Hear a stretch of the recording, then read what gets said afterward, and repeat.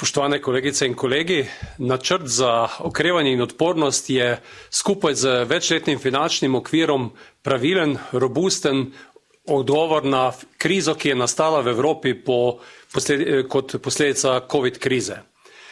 Načrt ima veliko noto solidarnosti, ki smo videli, da je nujna v težkih zadevah, in ta načrt omogoča več sredstev tistim, ki so bili v krizi bolj prizadeti. Kar je ključno pri tem načrtu tudi to, da z investicijami, ki se skupaj z večletnim finančnim okvirom in sredstvi iz mehanizma izvedejo, lahko odgovorimo na ključno vizijo Evropske unije.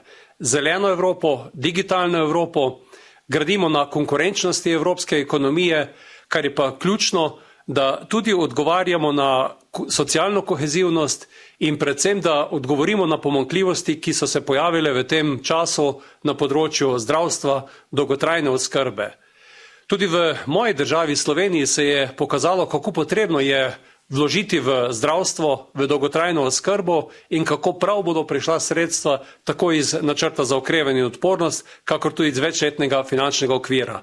Sedaj so ključni koraki, da sprejmemo svoje nacionalne načrte, da sprejmemo tudi reforme, ki so v osnovo za črpanje teh sredstev, in da z njim odgovorimo na bodoče generacije.